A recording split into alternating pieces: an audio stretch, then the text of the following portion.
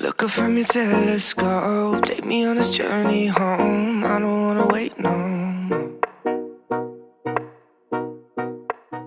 Hey y'all, it's your girl Erica Bain, back again with another amazing All-American video. And in this video, I want to take a moment, try to do a little quick video and really drop into our boy Spencer, specifically following episode 14, and talk about why Spencer still seems so sad. Okay, so for the most part, episode 14 was a pretty good episode. I really enjoyed it. I love seeing the new addition of Mama Fine, Laura's mom. I love seeing the growth from Olivia and Laura, a little bit from Billy. The only thing that I really struggled with was I felt like it was an episode of growth and progression for everyone except for Spencer. Now, I will give him his showing up for Coop's birthday and still finding a way to, be there even if in the shadows for her birthday, and, as a true friend, do what he can given the situation that they're in. I definitely think that that was great, on point. It was definitely on brand for Spencer. As y'all know, I have been calling it. Once we knew that this episode was going to center around or have a big part of Coop's birthday, I knew that at some point Spencer was going to have to interact or do something, because he really loves Coop at the end of the day, whether they're friends or not right now. So I appreciated that. However, I felt like there was a huge regression in his character by way of how he was interacting with his team, how selfish he was being, how he was deprioritizing everyone, how kind of like anxious he was. And even though he wasn't angry anxious like we typically would see Spencer in seasons 1 and 2, he was still very much so, like a lot of y'all put in the comments, he was rude, he was selfish. He was. And we had developed so much of a good rapport this season with him helping Billy build the team, recruiting Jabari, coaching up players so they can get eligible and stay eligible on the team. So to watch him in this episode kind of like really piss all over his teammates and like act a fool, I was just like, I thought Spencer had already learned about this and this wasn't a thing. And then that had me drop into like really paying attention to his mannerisms and how he was moving throughout the episode. And I really felt like he was moving similar to how we saw him move in episode 1 of this season, before we knew anything about Vegas and all that had happened. And he was running after Liv, trying to get her to talk and stuff, and then walking in and seeing Liv, with Asher. And I felt like he was giving very much depressed vibes. I've talked about that ad nauseum on this channel. So if you've missed any of that, you can always go back and look at those videos. But I definitely felt like we saw two Spencers. We saw a depressed Spencer this episode, and then we also saw a regressed Spencer that thinks that he and he alone is the fix for everything. He is the resource. He's the one who's going to get it done. And I'm just like, are we really going back to that? But specifically, I want to drop into the depressed Spencer, because even with this episode, we see him get what he said he wanted, right? He said that he was acting all bougie and weird with these college recruiters, not paying attention to them while they're talking, or not answering questions, or really kind of being checked out. In the episode, he says that he did that because none of them are making an offer. While they were coming to see him, saying that they were excited, all of this conversation around him was happening. He had yet to have any offers placed on the table. So by the end of episode 14, he has an offer placed on the table from Toledo State, from the coach from Toledo State, who was actually the coach that helps gather him. Like, sir, play your game that you love, do what you gotta do. It don't even take all that. Like, you're doing a lot. He gets an offer placed on the table by this coach. And I don't know if it's just me, y'all. Y'all can tell me if it's just me, but he didn't seem as excited as it seemed like he would be if he really got what he said he wanted. Now, I'm putting air quotes around what he said he wanted, because in this episode, he said he wanted an offer on the table. He wanted to shore up his future. He wanted somebody to say, I want you, and put their money where their mouth is.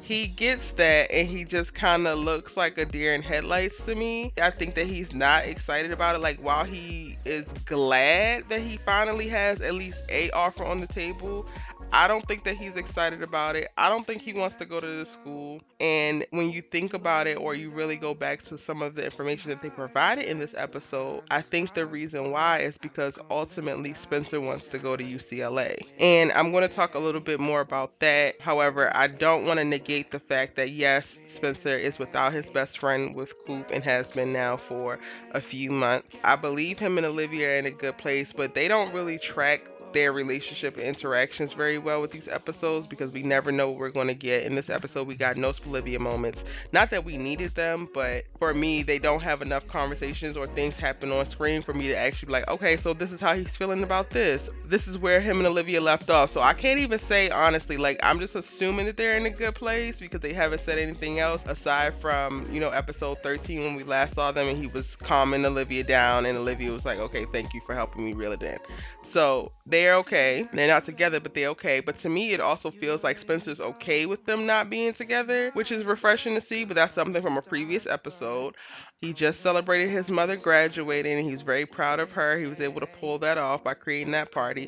So a lot of things track in reference to him seeming like he should be fine. Like therapy is going well. Spencer has been in a much more grounded place after having the support, being checked and having the support of Dr. Spears and his mom after the whole car crash thing and being reeled in and being pulled to a flaw of his in reference to thinking that he needs to sacrifice himself for everybody else. I think that he's really done a good job of pulling back and being able to check in and focus on himself.